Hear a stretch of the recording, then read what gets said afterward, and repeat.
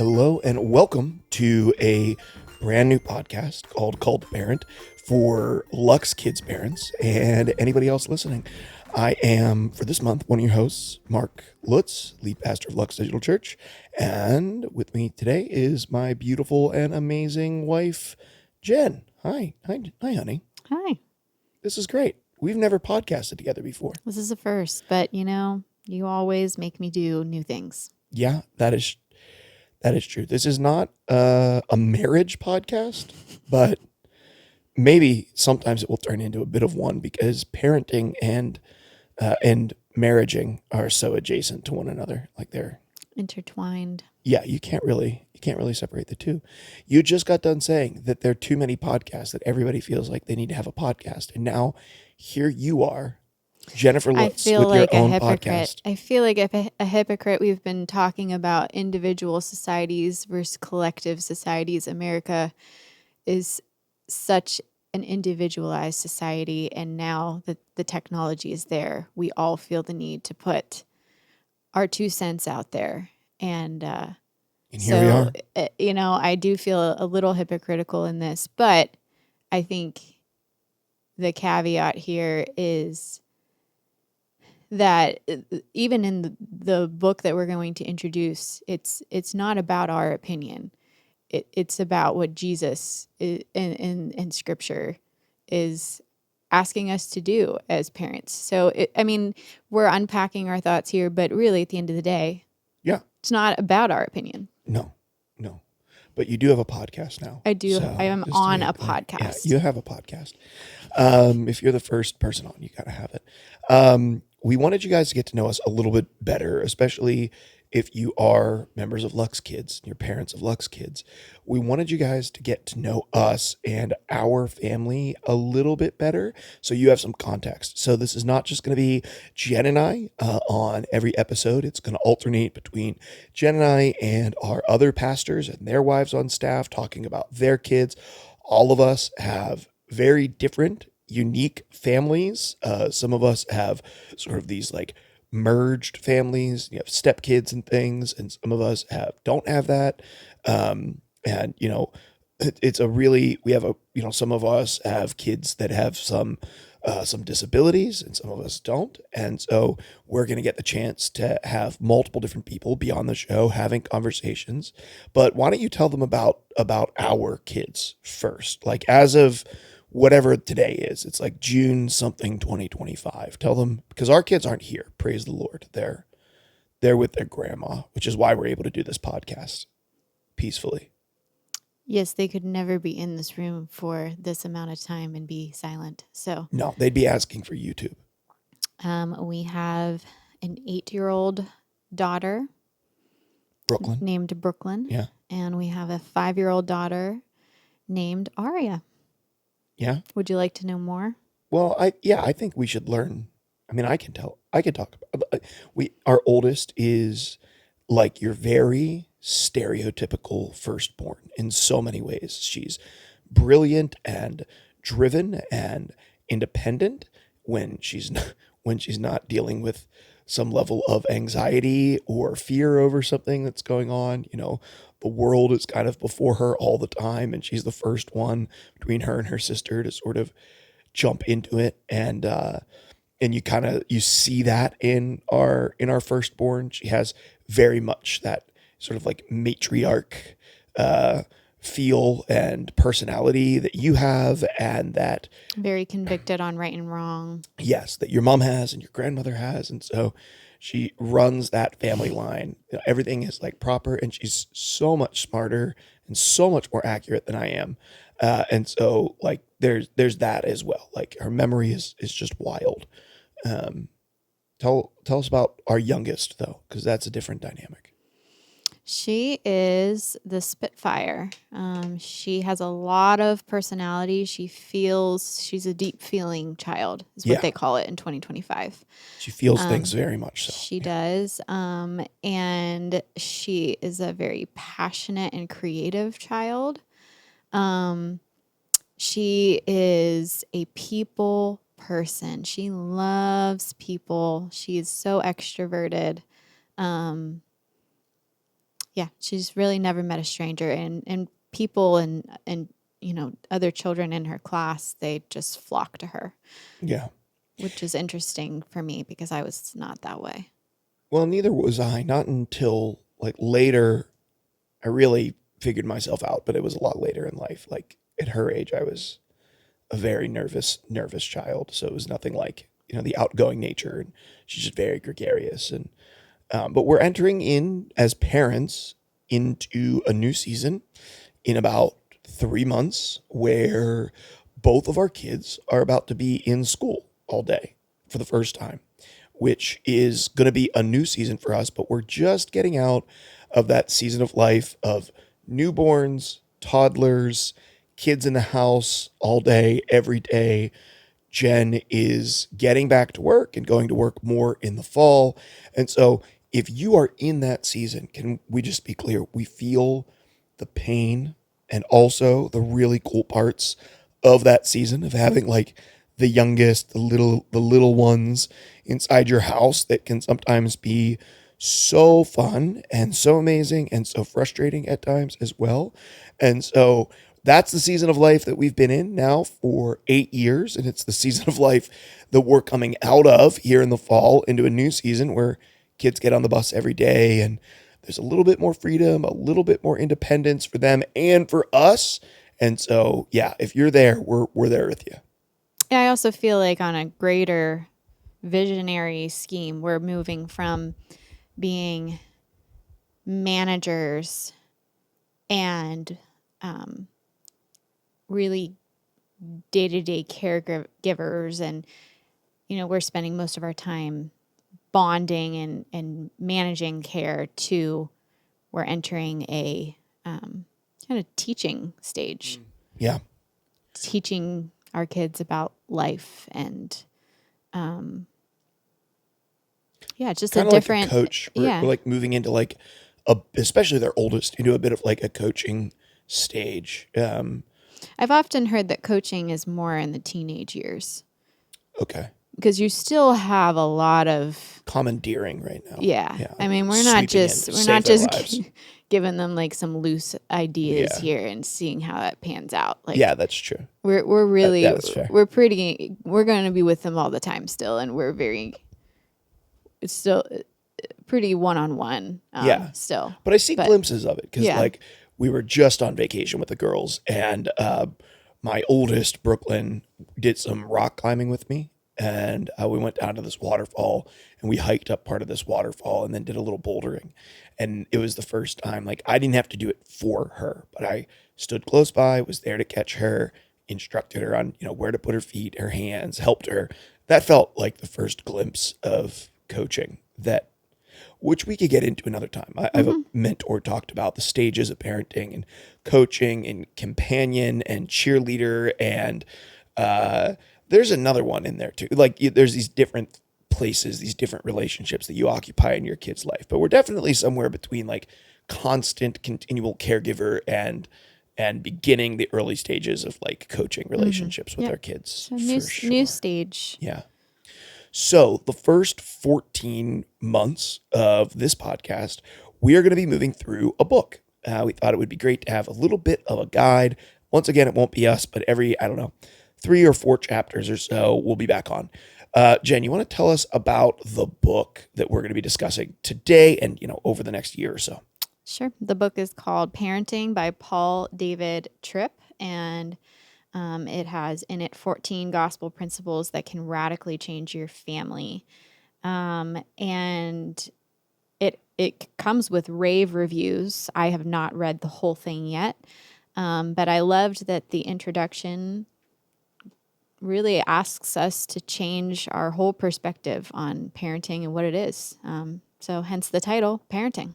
Yeah. And the intro talks a lot about how we're not owners of our children, but we're ambassadors, or I'd say in some ways like our kids are on loan, right? Like they're not ours, they're God's children. Ultimately, it's our job as parents to shepherd them well. And Paul talks a little bit about the danger of really taking a position of ownership over your kids, like acting like they are your kids, and you get to do, I don't know, I guess like push them in the direction that you want to, that you can. But I think a lot of people, and I fall into this certainly from time to time, of the sort of like my kids, that ownership mentality from time to time. Not that they cease to be my children, but it's not like, well, when they misbehave, they're somebody else's kids for sure. They're not my kids anymore. But I really like this idea of how we're ambassadors to our children on behalf of Christ, not owners of our children. Yeah, I think, I studied history in college, and so I thought that this metaphor was great for me to break this down. But the way that you view something that you own is very different from the way you view something that you're an ambassador to. And I think it's such an important shift that we can make, because when you're an ambassador, you really see, okay, I am who I am. My child is a separate human being from me. And I do not get to control their life and everything about their life forever. That's something, like we said, in the managing stage of parenting, you actually can do that. But that is a very quick phase. And so when you view yourself as an ambassador and not an owner, it's actually freeing for you as a parent, because then my identity, I'm a separate person and I'm not all wrapped up in my child. And so I think it's a really healthy shift to make too. And Paul gives a couple of warnings, I think, in that first section about, which I'll talk for a moment while you maybe pull one of those up, a couple of warnings about, ownership, like the ownership mentality with your kids. But you see this a lot in parents who feel like are really pushing their kids in a specific direction of something that they wished they had done whenever they were their age, right? And whether that's, you got a kid who doesn't really feel competitive at all, who is in 6 different soccer leagues, and they don't really like soccer. They don't want to be in it, but they're being forced to be in it. And it's because the parents have already decided that, they need their kid to get a soccer scholarship or something like that. And I could certainly fall into this a little bit, because I have never really been an athlete. I've never really enjoyed that sort of thing. And so to a certain extent, like my nightmare is, like being at soccer games all the time, or like basketball, JV girls basketball games. I'll be there for my kids, but like I would much rather play Dungeons and Dragons with them. And so I have to really work through that ownership mentality sometimes of like trying to push them towards the things that I enjoy so that I can enjoy them with them, rather than trying to seek out and find, God, how did you wire my children? What did you make them passionate about? What do you make them enjoy? Like how were they created uniquely? And then encouraging and bolstering that, rather than trying to get my kids to kind of do, what I want to do or what I would want them to do. Yeah, so the 4 areas here are identity. So an owner parent views their children as a sense of their own self-worth and identity. And I see that a lot. Oh, yes. Oh, yes. So, whether that's, you're a stay-at-home mom and that's where you get all of your self-worth from, is how happy your children are. Or if you are a dad who is just obsessed with your child going to the same college as you, and that's everything to you. Or a dad who's working way too much and trying to make up for it by buying your kid all the stuff, right? Making sure they don't have you, but they have a bunch of things. Seen it play out a million different ways in a million different families. But Paul says when you're an ambassador parent, you, again, view yourself as a separate person who does not get their identity from their children, but from Jesus Christ. And that is freeing for both the child, who does not deserve to carry the burden of the parent's identity, And it's also freeing for the parent, because that's really where you can find rest and identity, is in Christ. Oh, and let's be real. Like, your kids are at best very, very, very bad at making you feel good about yourself. Like, like My daughter painted a picture of what was clearly a chicken. Clearly it was a chicken. it's a chicken. The feet had brown, Like, spindly toes. these skinny, disgusting legs. And a really lopsided body. And I said, "What a cute chicken." And she said, "That's you." It was, yeah. If you're hoping that your kids are going to be the thing that makes you feel good about yourself, you're going to end up resentful. Eventually, right? You're going to end up resentful. And that will go both ways. Your child will resent you, and you will resent your child. And that might not happen when they're 6, but it will happen eventually. Yeah, or it'll be very difficult once, because your children are on loan to you, right? Like, you have them for a season. You will be ambassadors to them for Christ throughout their lives, but that ambassadorship is going to shift and change. There will come a time when, if you have a little boy, that hopefully, God willing, that little boy will be married and have a wife, and the things that you were to him, you will no longer be to him. Healthy, normal, good things. And in the same way, like, as a dad with 2 little girls, there will be a day, God willing, that I walk them down an aisle, and my job of protecting them, I may still be a protector, but I will no longer be their chief protector. And so if all of my identity comes from being my little girl's protector, being my little girl's provider, and I put the weight of my identity on them, not only are they carrying something that they were never intended to carry, that only God can give me my source of identity and my source of fulfillment, but then when they do move out and they replace me with a husband who's their primary protector, who's their primary provider, either I'm going to really lock horns with my new son-in-laws, or I'm going to really, really struggle and lose my sense of self in the middle of my life. And it's just why it's so important that with your children, that you're not deriving your sense of self-worth and your sense of identity from your kids. You are deriving that from God. And through that, you're able then to be an ambassador to the things of Jesus for your children. The second one is work. And so it says, owner parents think their job is to turn their child into something, that you as the parent have the power to shape and mold your child into what you envision. And an ambassador parent sees the child, how God has made them, is interested in how God has made them, and has grace for their child as they grow. I love that, because I think so often we have hopes and dreams for our kids from, like, before they know how to hope and dream.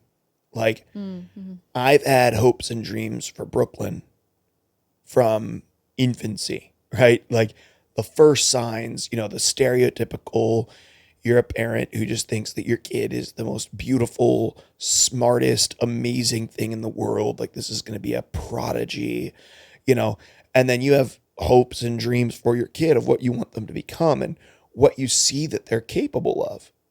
But I think that the backside of that, one of the hard parts is when you do, and we don't, but we have friends and people on staff that do, have a child with a disability. I remember one time on a previous church staff, I was asked, what is God's plan for my child who has a disability? And I said, God's plan for your child is no different than God's plan for you or it is for me. It is to love God and be loved by God. That's it. And that's ultimately what God's plan is for each of our lives, to love God and be loved by God.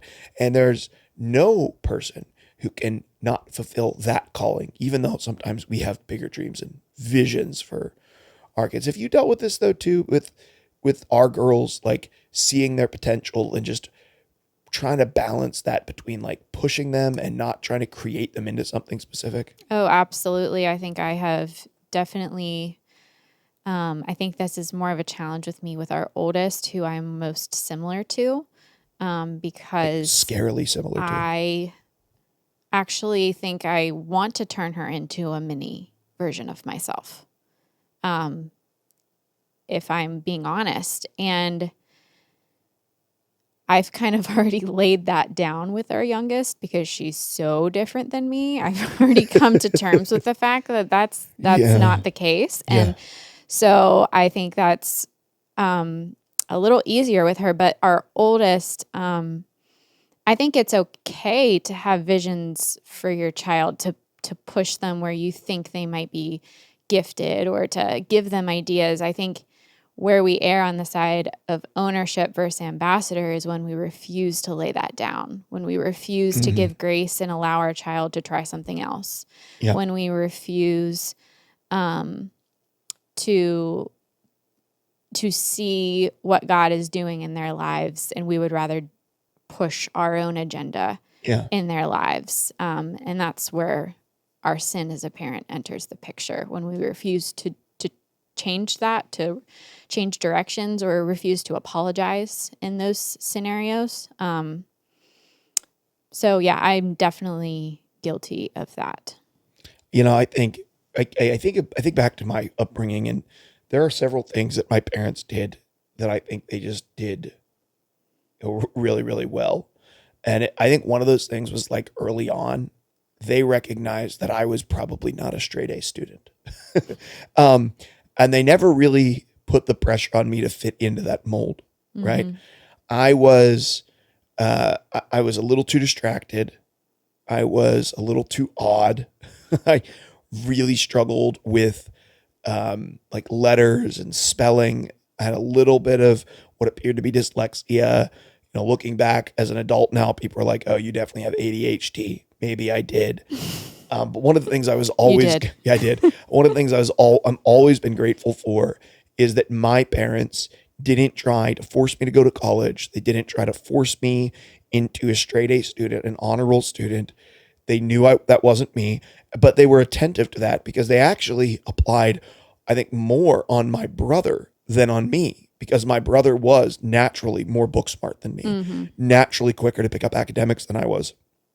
What's interesting is now I'm the one, as it turns out, with a master's degree, and my brother, he didn't end up getting his undergraduate, ended up going to school, and they were okay with that as well. Like when life took a turn and I ended up deciding I wanted to go to college, even though I was not in a very good spot GPA wise at the end of high school, they supported me going to community college, helping me find what I wanted to do, all of those things. So true. And my brother, who was very bright and would have done very well in college, ended up taking a different course. And they've been very supportive of that too. Yeah, that's so true. Your parents are great at that. My parents were too. I mean, my dad, he is extremely athletic and very gifted in all sports, every single one. Especially football. Yes, especially football. And my mom is super good at math, and things come easily to her. Things come easily to me as She's well. Like a killer clarinet player secretly. And then my brother, he is just very different. He is he's just not wired the same as my dad. He's not wired the same as my mom. And my parents never made him feel guilt or shame over that. And they encouraged him. And instead of being on the football field playing football, he was on the football field playing the drums. And he's an incredible drum player. Yeah, he's picked up instruments like your dad picks up a ball. Yeah, exactly. He can sit down at the piano, and he can't read music, but he can craft a song, beautiful song, just all from his brain. And my parents really encouraged that. And I think this is even better applied with faith, ownership versus ambassador. When we think we own our children's faith, how dangerous that can be. Yes. Because we can't turn them into a Christian. Yeah. I guess we could. We could turn them into a happy little Christian, but that doesn't mean that they actually are following Jesus. We can't control that. We can't we can't own that, but we can be an ambassador to them with faith. Yeah.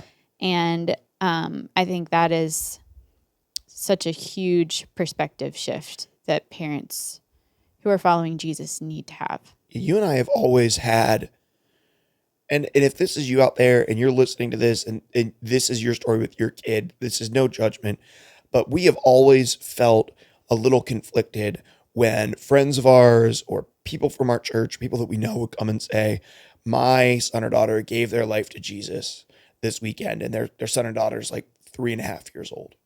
And it's like, your son or daughter, Or they're baptized when they're baptized 5. when they're 5. And it's like, they have no idea what they're doing.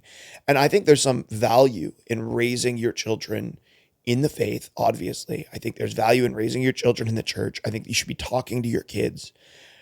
Brooklyn just recently started reading her Bible by herself on a regular basis. And we had patterns of like that with our kids but we didn't want to own their faith. Like, I never sat down with them and said, do you not want to go to hell? Pray the sinner's prayer with dad. My daughters, to my knowledge, have not made a confession to follow Jesus, although I think they're making decisions that are Christ-like for their age. And I'm excited for the day that they will, but I want them to come to that decision on their own, not because they feel like mom or dad sat down with them and told them, you need to do this, because they will right now do anything we tell them to do. They have unparalleled trust in mom and dad in this season of their life.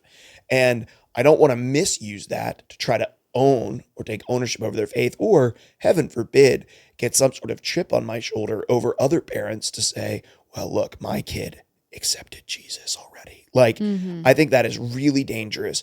And I think it's also, I don't want to be too judgmental, but I think it can be very damaging and very dangerous to take your child's salvation moment and use it as sort of like an A+ on your parent card.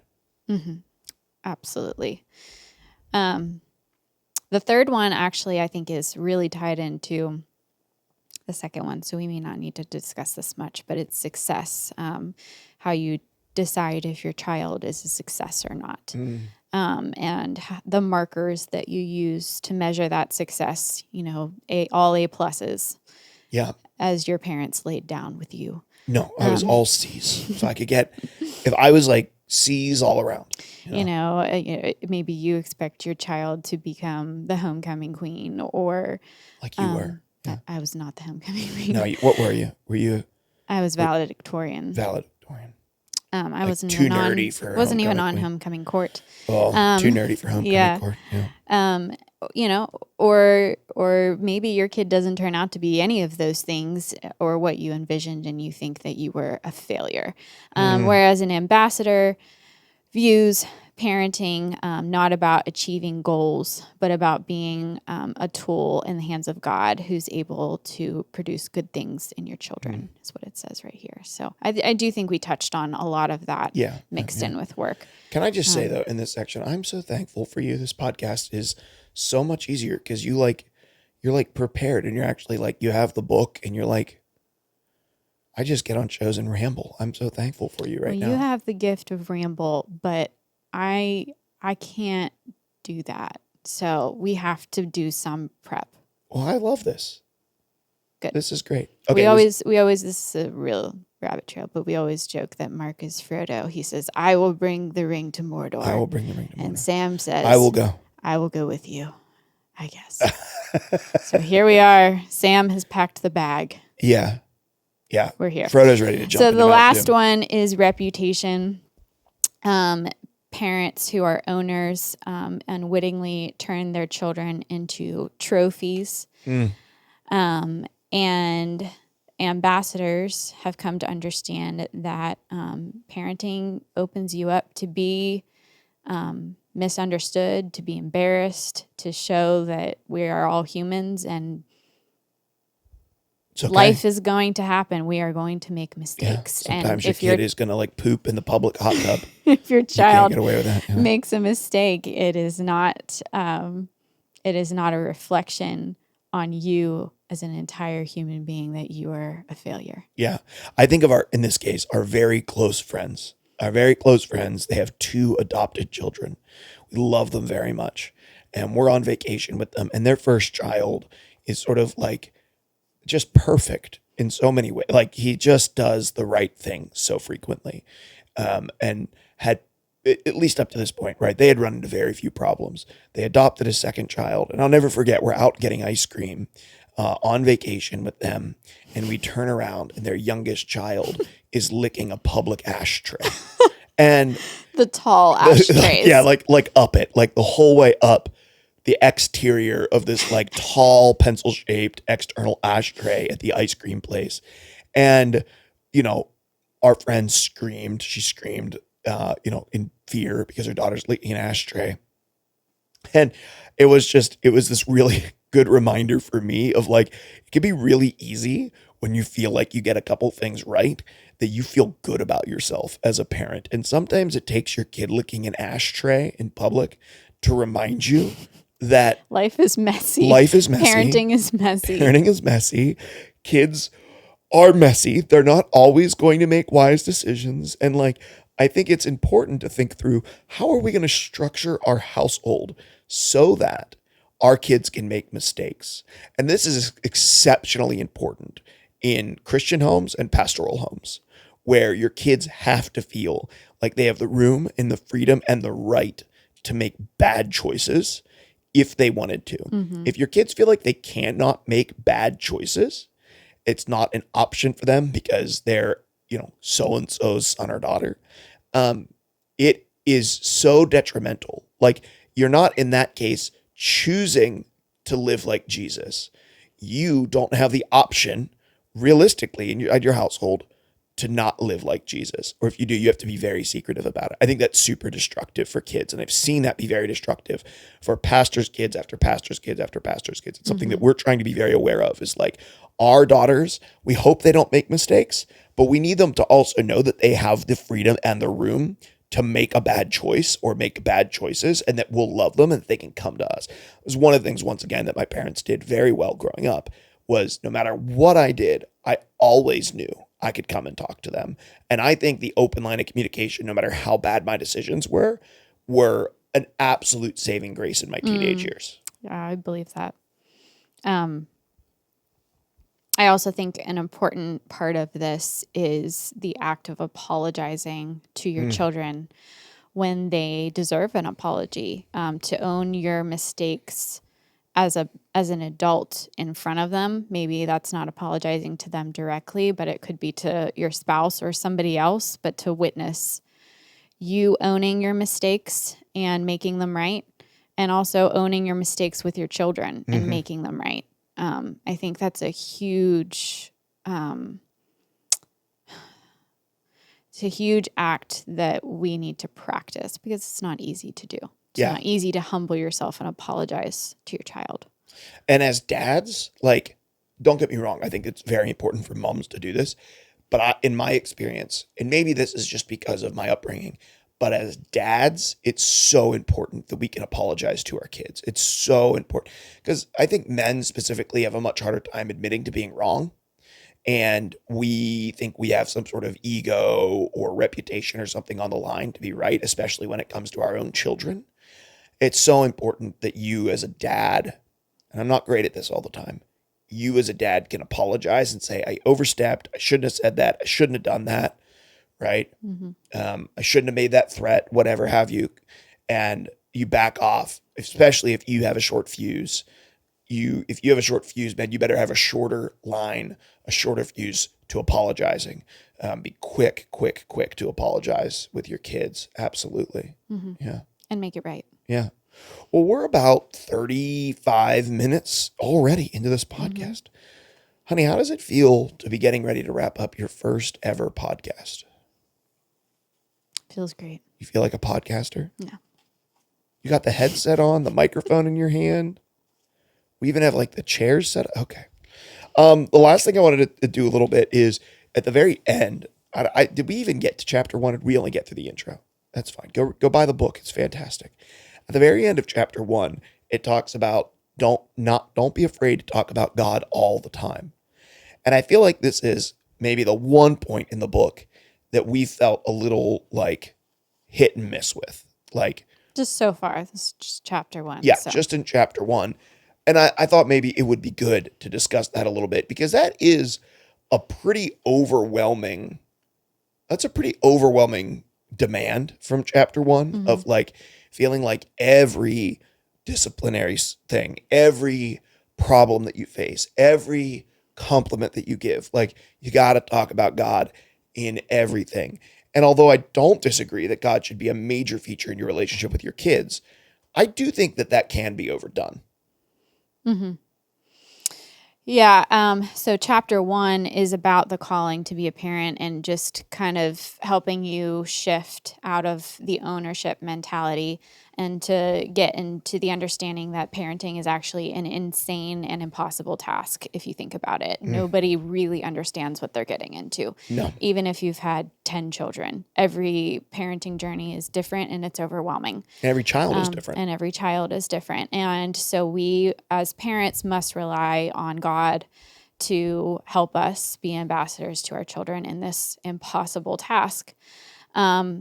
But so this was the part that I was like, it says here, when your child questions the rules, don't puff up your chest and tell him he better obey or else. I agree with that. Yeah, I sometimes do that. Yeah, you do. Yeah. Talk to him about a loving Redeemer who not only created him, but shed his blood for him so that he could know and do what is right. And he goes on to say, don't ever worry that you're talking about God too much. Just capture every opportunity around you. So the reason that I had a little thought there is because I've seen both sides of this coin. I have seen how every single time a child makes a mistake, God is brought up. There becomes a negative association there. Well, it begins to think that every decision that you make and everything that you do is every part of your parenting is parenting your child into some God level moral behavior, which isn't true. And just I've seen the shame that can create, and the kids eventually rejected it altogether, including the faith, because everything was brought back to God and the Bible. And I've also seen, I even just had a little story from this family. We have this family that we look up to in a lot of ways. We try to spend time with them because we want to be like them as parents. Yeah.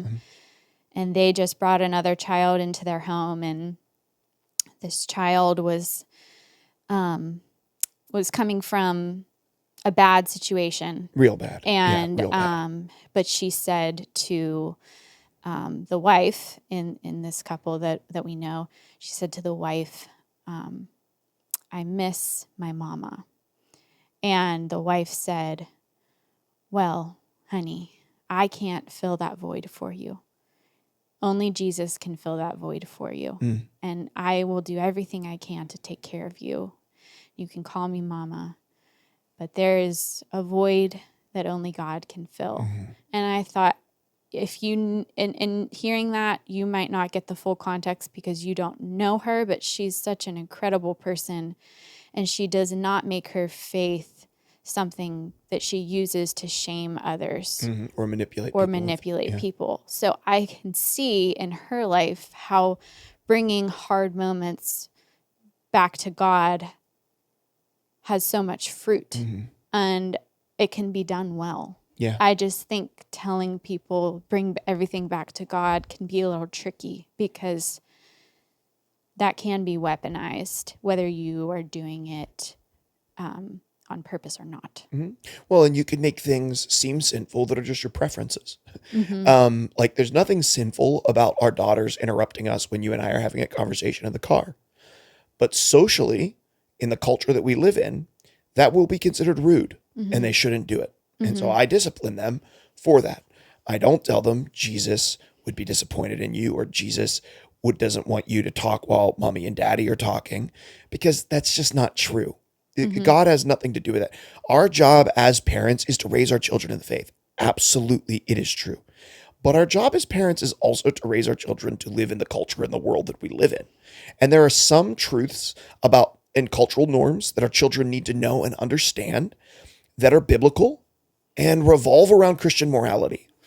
And there are some that don't, that have nothing to do with Christian morality, quite frankly, right? And is being hardworking involving in the Bible? Yes, it is. Is human sexuality something the Bible is interested in? Absolutely. Yes, it is. Is cleaning up the Legos the proper way part of the biblical morality?